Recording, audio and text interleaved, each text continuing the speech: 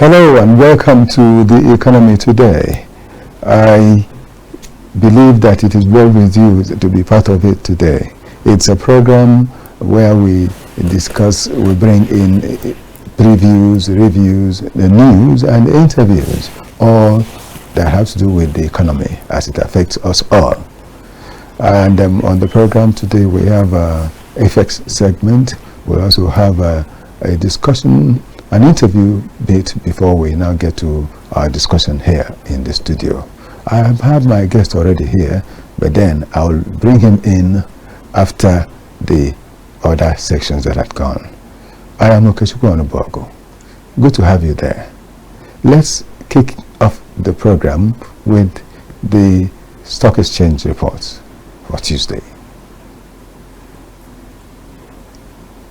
Crude oil inventories in the United States fell this week by 1.9 million barrels for the week ending July 5th, according to the American Petroleum Institute (API), after analysts had expected a 250,000 barrel draw.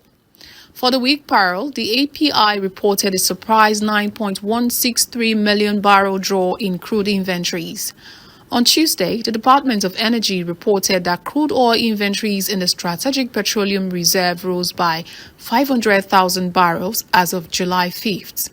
Inventories are now at 373.1 million, up from 372.6 million barrels the previous week. That is the highest level since December 2022, but still short of the 656 million barrels in inventory in June 2020. Celebrities who have had strange pets oil prices were trading down ahead of the API data release on Tuesday. At 14:17 a.m. ET, Brent crude was trading down 1.06% on the day at $84.84 and up about $1 per barrel from this time last week. The U.S. benchmark WTI was also trading 0.84% on the day at $81.64, down about 0.87% from this time last week. Gasoline inventories fell by 3 million barrels this week after last week's 2.468 million barrel increase. The inventory outlier was distillates, which saw a 2.3 million barrel increase in stockpiles compared to last week's 740,000 barrel draw. Caution inventories were down 1.2 million barrels this week, according to API data, after rising by 404,000 barrels in the last week.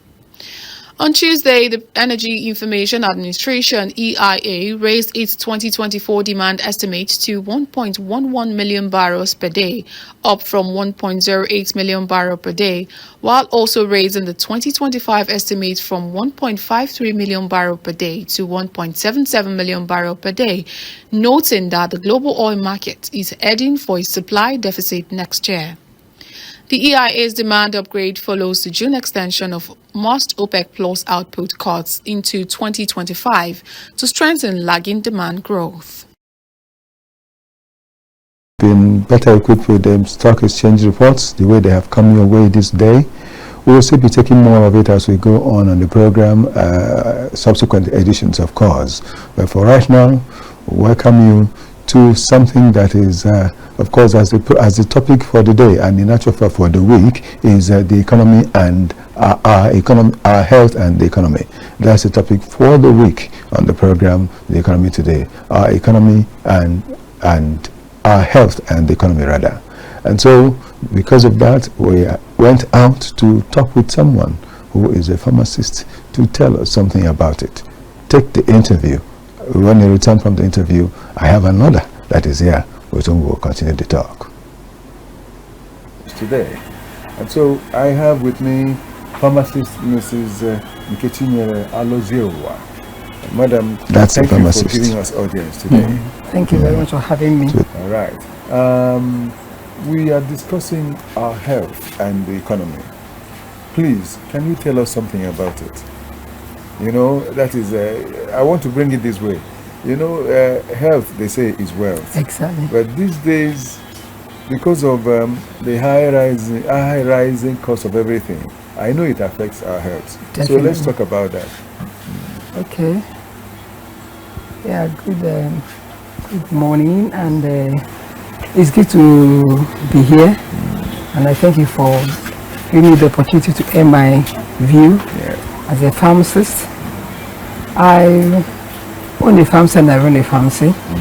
So, you know, drugs contributes to more than 50% of our health. Yes.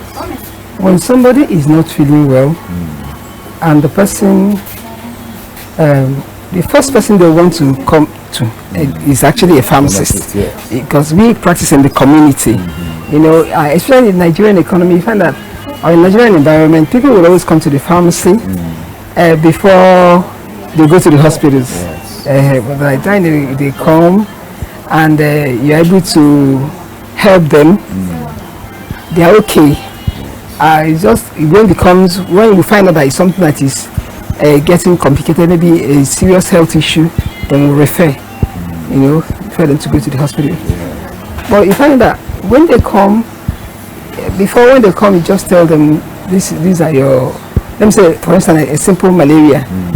If I can call it simple, well, let's say that it's something that is with us. Yes. Well, that's what most people will have. So when they come and you carry out the simple tests and find out that they're actually having a malaria, before maybe with 1,000 naira, they go home with their drugs. But the way things are now,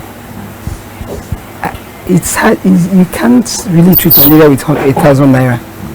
So if I know that they will tell you, okay, I'll come back. They are not coming back. Why would they not come back? They don't have the money. Some will tell you, don't you have any other thing that they can use? And being that we serve the community, you will do your very best to check for the one that is good, some that are of good quality, that will still take care of the needs of the patients. But most of the time, you can't get anything that will be below that, So all our ingenuity, you try this and try that. For now, for you to treat malaria and give the patient a treatment that you know that's what the patient needs. I mean, that is complete. You have to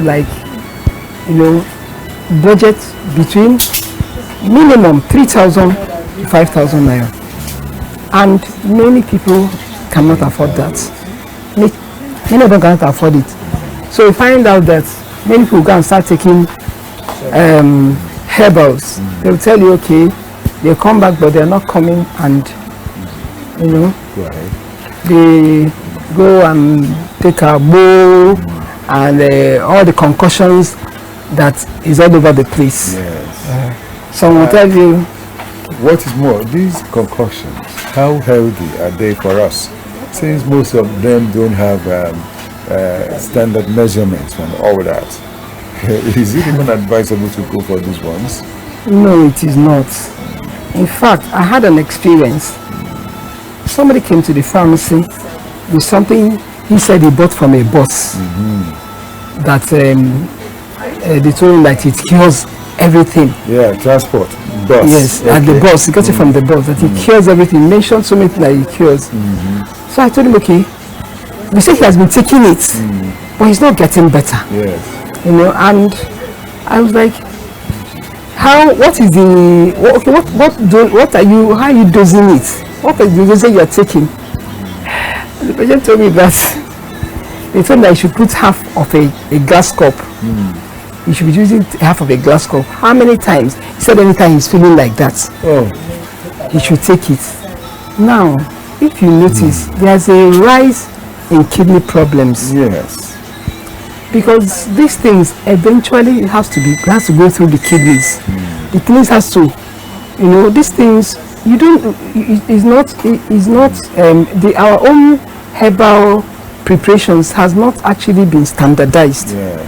So that is the major problem. Even if there are herbal products that actually, most things are made from herbals before they are now synthesized into what we take all the time. Yes. But there has not been, if you get any herbal drug that have been synthesized to point that the patient can take it safely, it's also even more expensive than these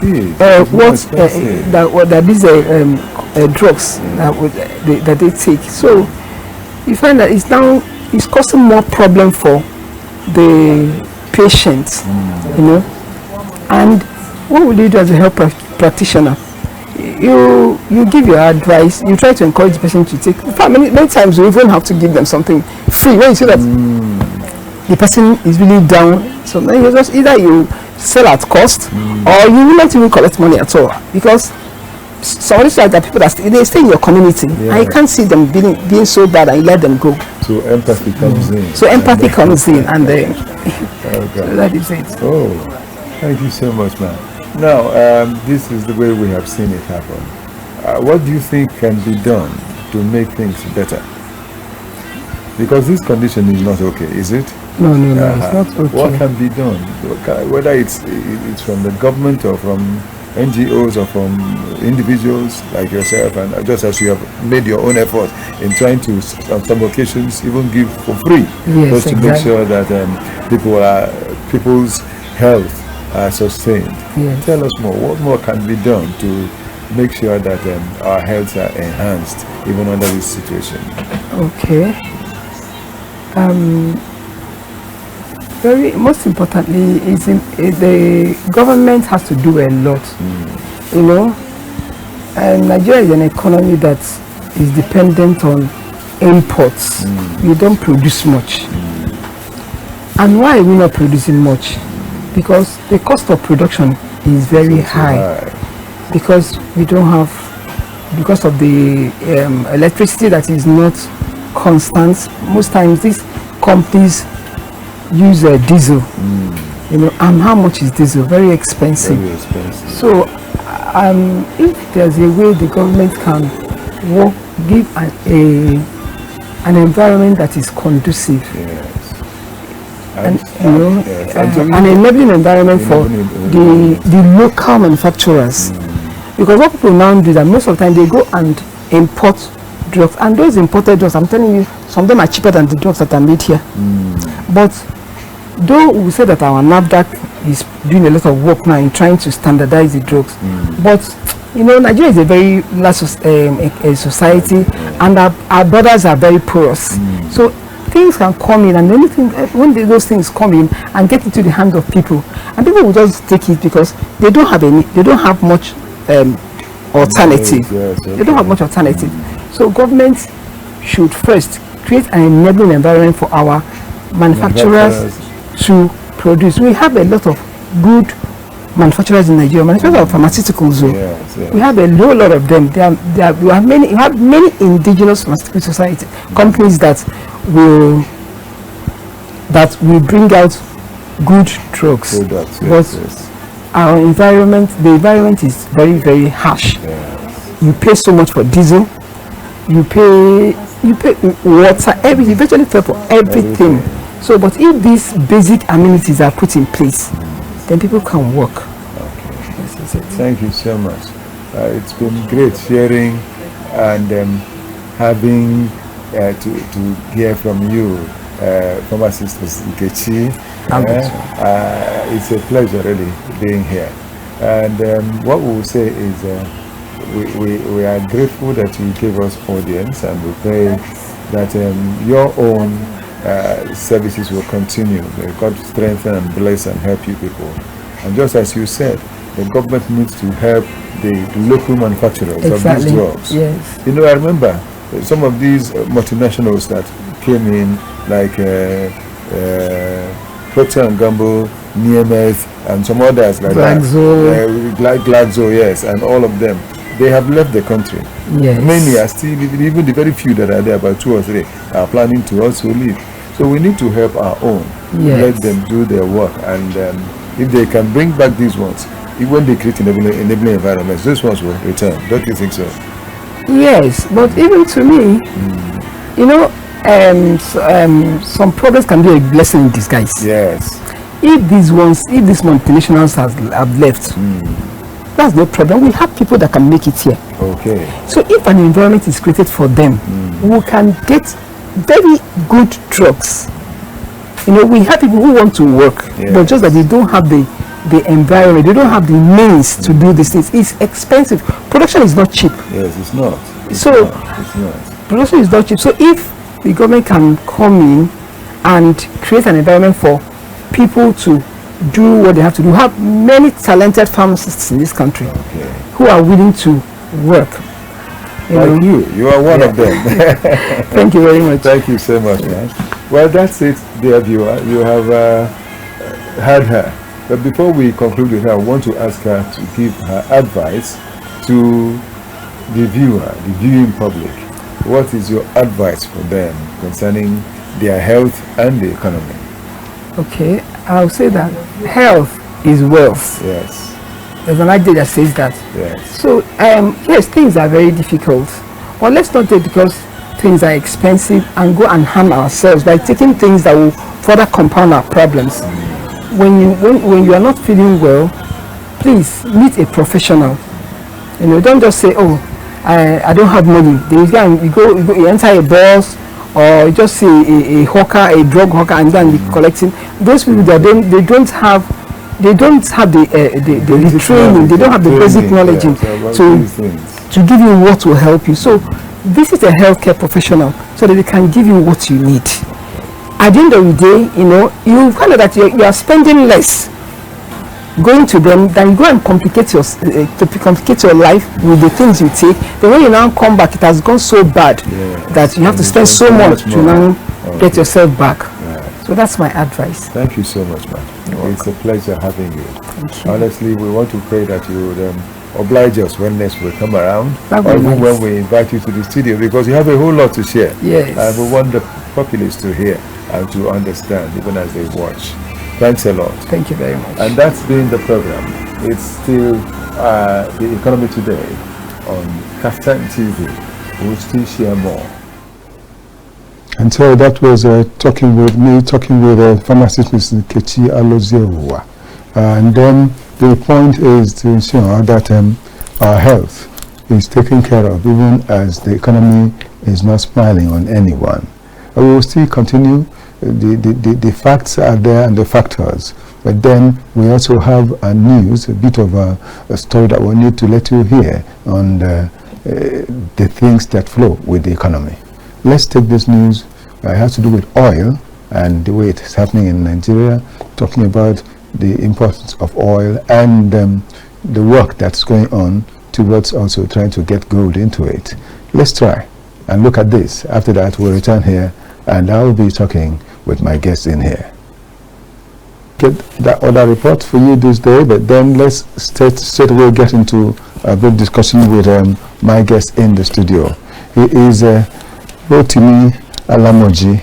Rotimi is also a pharmacist. As I said, the topic for this day is our economy and the economy and our health, or our health and the economy. I think it's better to say our health and the economy. And so that's why today I have health personnel to discuss. Same would it be on Friday, so that this week we know we dedicated it to that. I know that there is, what do you call it now, the cholera going on in Lagos and some other western states around, and some other things happening in some other areas. And you are a medical personnel, a health personnel. Tell us an overview of all these things. Let's hear from you. He is, in the first place, a pharmacist. Let's go. It's all right. Thank you for having me. Yeah, thanks. First of all, like you said, our health and the economy. Truth be told, if we're going to be sincere with ourselves, health and the economy cannot be separated. Because like the general saying goes, health is wealth. Yes. If you want to build a nation, if you want to build a sustainable economy, you need healthy people to do that. And that is why during elections, during the last election, you see a lot of persons clamoring that we need to have somebody that is healthy up there to be able to run their affairs properly, both physically, mentally, and emotionally. And that is why when we talk about the economy, we cannot but also talk about health, because it is very, very important. And it also goes to say that an healthy person is the only person that can add to the GDP of an economy. So if you want your economy to grow, in terms of any form of growth you want positively for your economy, you also need healthy people to drive that stance. So yes, that is how important health is to our economy, and that is why with the current trends of things and the way the economy is really going, it is very difficult for any right-thinking person or anybody that loves this country to really be happy with the way the economy is going, because people finding it difficult to access healthcare, people finding it difficult to get proper treatment when they need them, people finding it difficult to be able to buy get access to medications that they need to help them stay healthy and be able to contribute to the economy. It's really appalling, and it will also tell on the economy, which is already doing. We can see that the economy is just, it goes up today, it comes down tomorrow, and it's not really stabilizing because people are supposed to drive these things and finding it difficult. One of the major sectors is also the pharmaceutical sector, which produces these drugs and supply chain and all that. So it's really it's a twin. The health and the economy is more like a twin. That's the way I see it, and one cannot be separated from the other, because you need the economy to drive the health sector properly, and you also need the healthy people to drive the economy to help the economy stabilize, to help the economy stay afloat, to help the economy GDP also grow, which will in turn tell on the general health and well-being of the citizen of a country. And that is why you see advanced countries, they don't joke with the health of their citizens. Try as much as possible to provide palliatives, try as much as possible to provide HMOs, try as much as possible to provide health subsidy for them to be able to make sure that their citizens stay healthy at the same time, because they know in the long run, it's not the short-term effect of it now. It has effect both the short term and in long term, but in the long term effect of it, the economy and the country is definitely going to benefit from it in the long run. Let's see, for instance, the issue of the cholera you mentioned. Now, imagine the outbreak of it and number of persons that will be affected and will have to stay at home, or number of mortality that will end up coming and fatality that will end up coming out from that. We are losing healthy populace that's supposed to drive the economy in every area, both in the medical sector, in the tech, in every public sector. We have people that are supposed to be driving those sectors, and because of one reason or the other, they are down or they are out because of one disease condition or the other, or unable to have access to proper health care. And then we also talk about, we've been clamoring about this for a long time now, having a very robust healthcare facilities. You see people going outside the country to go and take healthcare, access healthcare. They are taking the resources that are supposed to, the health system here is supposed to benefit from. They're taking it out there, because we are adding tourism. You are adding to the GDP of that country by going there. We are going to spend in their currency. You are going to exchange. Whatever you are going to do there, the exchange rate, you are going to do it in their own currency at their own terms. So you are not contributing anything to the country. You are rather encouraging and making their own healthcare system better, which in the long run our healthcare system will suffer for it. So, and also, like I said, it's going to tell on the economy in the long run too, which is what we are seeing at the moment. We can't boast of any proper healthcare facility. Our health system is down. Pharmaceutical industries are finding it difficult to produce medications. I know the government is trying their best also to see how they can help the pharmaceutical industry.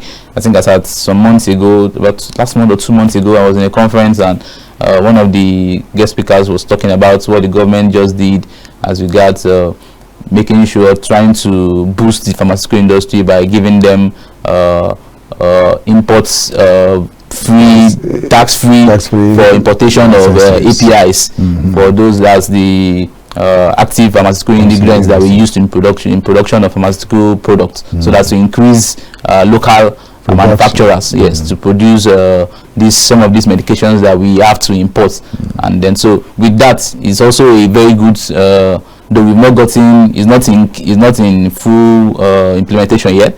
We've not gotten the basics of that, what the government is trying to do yet, but at least it's a good step that they are giving local investors, local manufacturing companies, the ability to import some of these APIs at import free,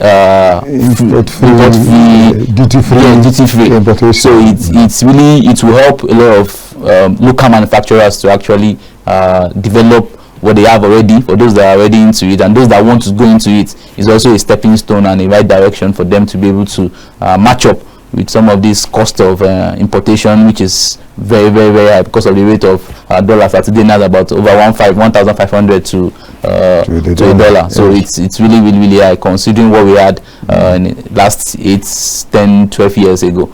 So it's economy and health is not something that we can separate from each other, and we cannot also joke with our health because it also drives the economy. Yes, I want to just touch on one aspect from all that you've said. Thank you so much, because you've said a whole lot.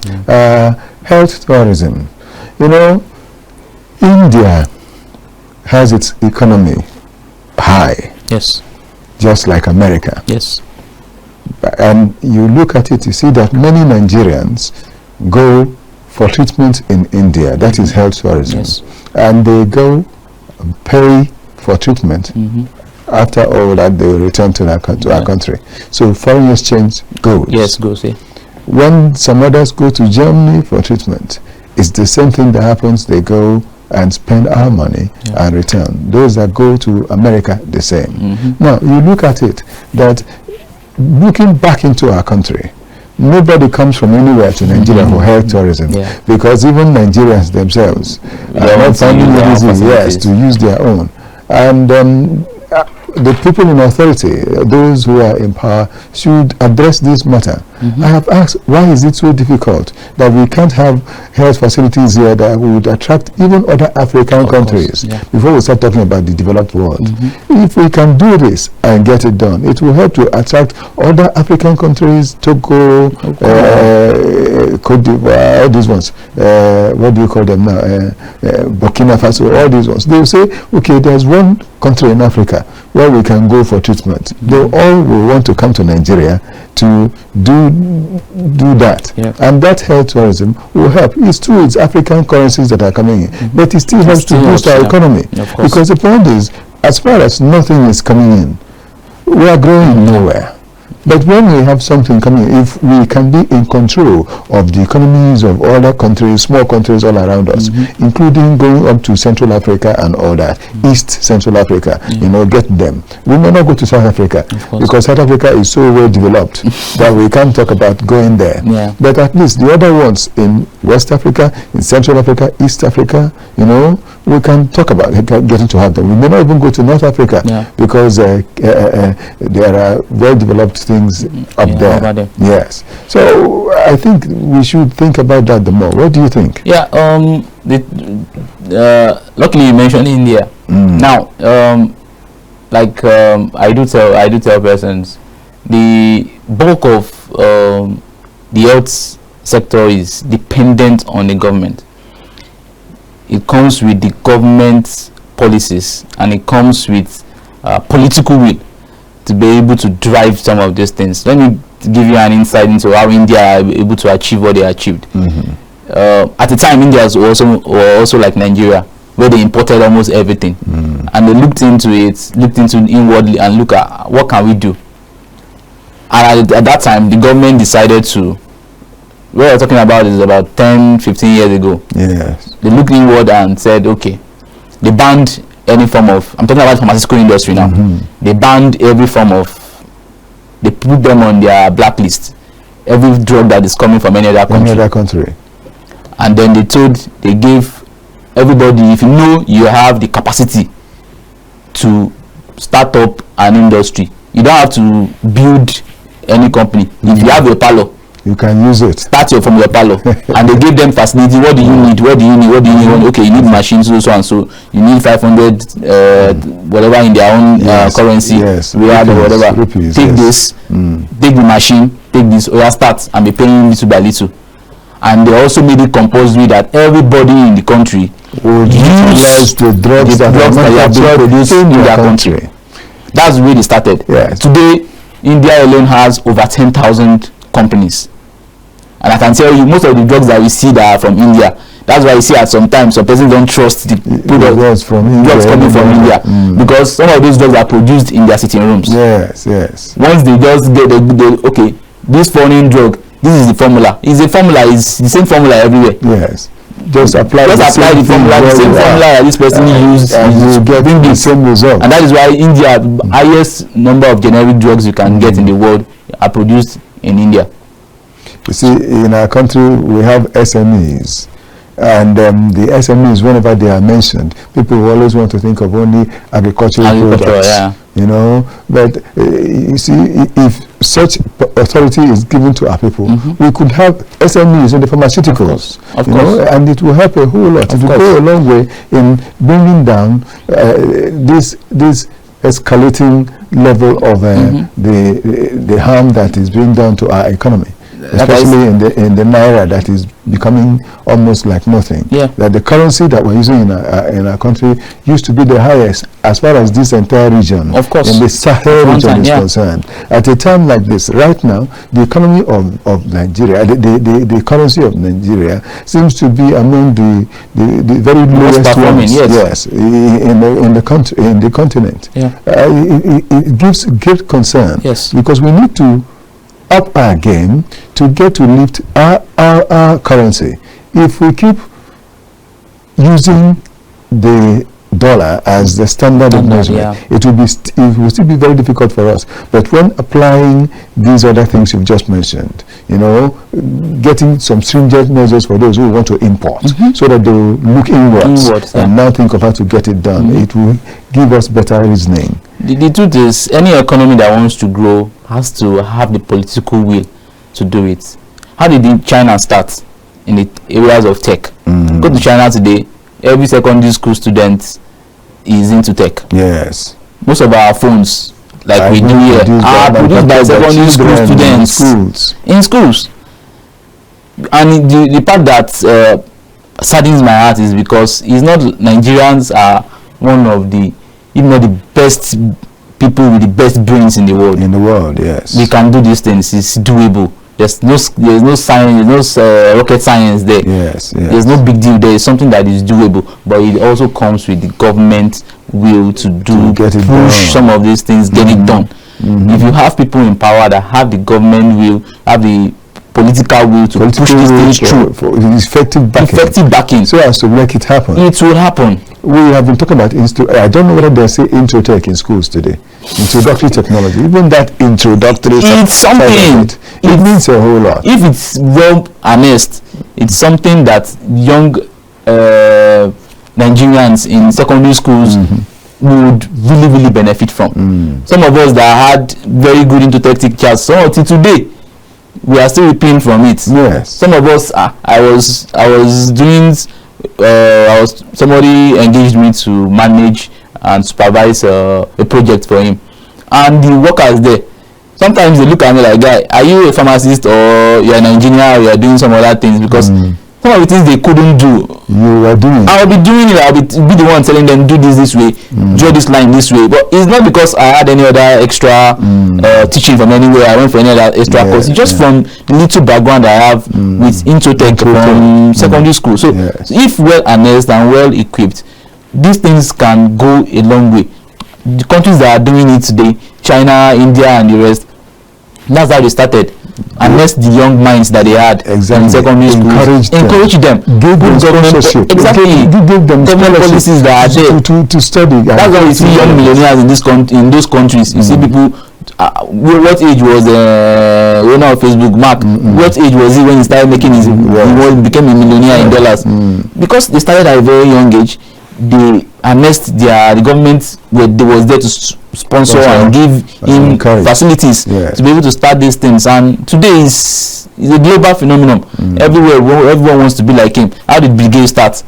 These are people that started very small, started with little bit of bank helping them. Like you mentioned, SMEs. These are places SMEs are supposed to come in and provide soft loans that you pay over a long period of time, that you'll be able to properly grow, and not the loans. Today you go to banks and you want to take a loan for a project that you know it will affect the GDP, it will affect the person's livelihood, it will affect the community positively. You still see very high interest rates. How do you manage that? As high as 30%. As high as more than 30. How can someone pay 30% interest on a starting business that's what would the fellow do? From that at that early stage, you need to give waivers to allow the business so that they can work. So moratorium for about 5 years. Then after 5 years, they start paying bits, not just much.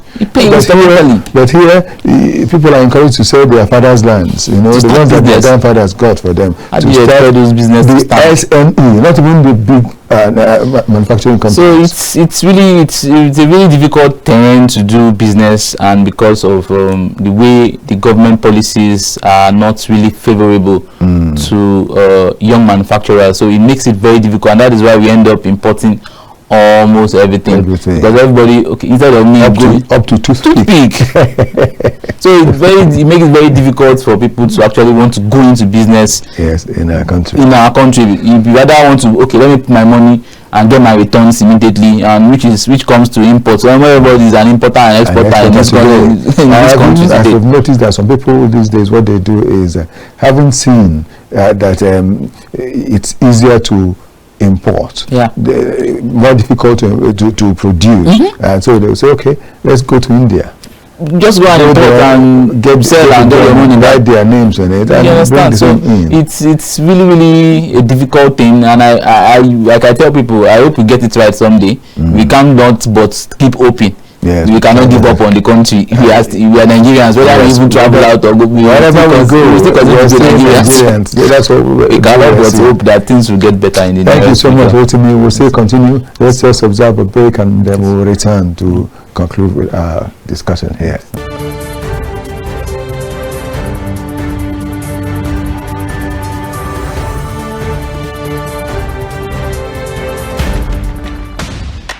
While wrapping up the day, unwind with the reminiscence of the day's news from home and abroad with KAFTAN TV 7 p.m. News. Good to have you join us on KAFTAN News at 7. Nigerians are living in up to 5%. Are young people we propose the Harmony Symphony. It's good to have you join us on KAFTAN TV News at 7. We found that this 10 naira tax is not actually sufficient. National foreign news headlines. Get balanced, accurate facts on the latest news in business, politics, entertainment, sports, and more. Live from our studios. Many thanks for watching. Join us again at KAFTAN TV News. I believe you are enjoying this, and we'll continue to go this way. I still have my guest with me here in the studio, and we're making sure that we handle this the best way we could to ensure that our economy is lifted and something better happens on that pedestal in Nigeria. We are talking today on our health and the economy. I'm so glad, Rotimi, that you mentioned it very well, that a good economy, for an economy to be effective and to stand, it requires a healthy populace. Yes. Because it's when the healthy populace comes to work that something is lifted into the economy, and that way it helps our finance. Now, here in the country, we still have, talk about NHIS, Nigeria National Health Insurance Scheme. Up to this day, it has not gone round. It is still for, I want to use the word, the privileged few, because out of a country that has 200 million people, and we have about only less than 40 million on NHIS. Have we gone? We are yet to start. So the point is, what can we do? Because this thing, now that we have this biting effect of the finances on the pockets and purses of human beings, individuals, and people must still be falling sick in their country and need to eat food. And when they go for treatment, they spend all their earnings on treatment. These people, when they return, what will they eat? The economy, our health, How can we make this happen? Please, you people are already in the health sector. Can you tell us what can be the solution to these things? Okay, like you mentioned, the National Health Insurance Scheme. We also have we have the state one for Abuja, specifically. And that one is called FHIS or something. Okay. Other states in the position should have their own. Of course. I don't know how many of them do have it. I'm only aware of Lagos and Abuja. I'm not aware of any other state that has as of now. At a stage, I think I had such a thing in Anambra. I don't know whether it's still there. I'm not so sure. Okay. Well, it's a way to go. It can be overemphasized the importance of subsidizing health. If there's anything that's supposed to be subsidized in this country, apart from fuel, health should be. Yes. Three basic. You see, health, food, and energy, which is basically fuel, what we use in this country for our day-to-day runnings. Those three sectors are supposed to be in the forefront of subsidy, if there's going to be subsidy of any kind in this country. That being said, NHIS is a scheme that has actually come to stay.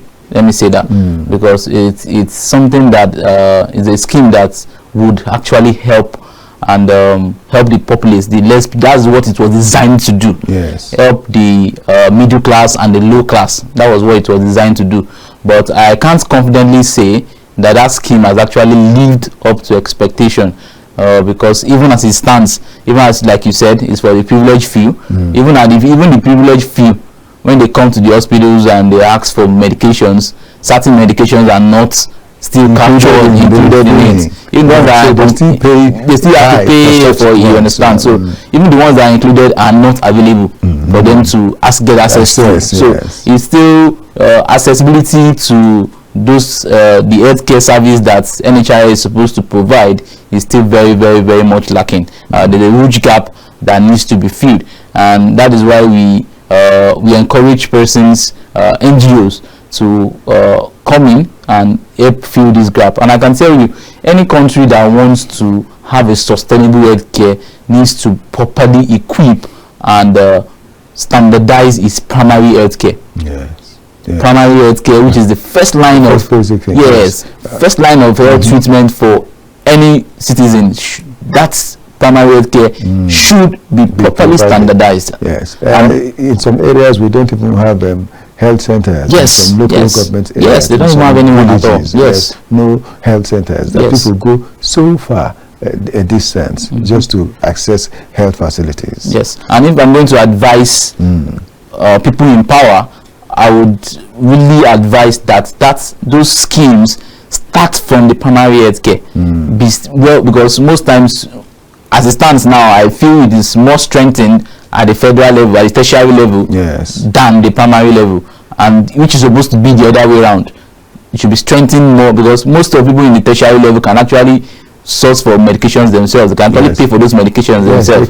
They can actually get by paying for those medications themselves. Rather, unlike those that are in the rural settings, those that can act that would the primary healthcare actually made are provided for. They should be able to have access to subsidized healthcare services and products, medications that they need for their day-to-day living. We might say, how well are they contributing to the GDP? We can see how well they are contributing by what is happening at the moment. Foodstuffs. Foodstuff. Yes. Who are those going to the farms? They are the ones. They are the ones producing this. And we are hoping in this the economy will tilt towards depending on agriculture. Yes. How then would they go when they are not healthy to do the work? I've had a lot of my patients coming in. My dad in the village is having arthritis. My mom in the village is having back pain. If they are having such, how will they go to the? They can't go to the farm. They can't go to make provisions and provide for some of these things that we need. For those of us that we say we are in the city, we need them for the balance. And that is why you see in advanced countries, they don't joke with their ranches. They don't joke with those that they give them massive land areas to cultivate, go into farming, give them mechanized farming, give them machines to do these things. Those that are into milk production, cow, you see that they have a lot of ranches here and there. Give them electricity, make sure that those that are living in the rural areas are even more or less better than those that are living in the cities. So you find people, you wonder, what is this person doing? What is this? And you see people living in the hinterland. And you wonder what this person is doing there. Everything they have is everything is there for them. It's good for them. They have water, they have light, they have road. Everything is provided for them. So why wouldn't you want health facilities are perfect? Exactly. Not like what you have. So why wouldn't you want to live in such environments? Not like here that we are choking ourselves in the city. So government needs to really look inward and make sure that those primary health care centers are really catered for. You go to some primary health care centers, no doctors. You go to some primary health care centers to even get common paracetamol. It's a problem. It's a problem. It's very difficult to get some of these things, and you wonder what is the primary health care center doing there. So these are centers that those national health insurance schemes should actually be strengthened and make sure that the rural populace get access to quality services, at the same time quality medications, while being subsidized by the government. And I think with this we would see a healthy population both in the hinterlands and in the city, which would balance up in the long run. Yes. And so we'll talk about economy. If you say that the economy is sick, you are not at fault. Of course, of course. Because we need to get it healthy for us to be able to succeed. If it's and we need healthy people to do the work, both in the basic work that should be done, or even the work that should be done in the tertiary. In every aspect of it, primary or tertiary, we need to have people, very healthy people to handle, so as to work on the GDP, work on the value of the naira, and lift all this, so that we can, if for nothing else, get to be a par with some other African.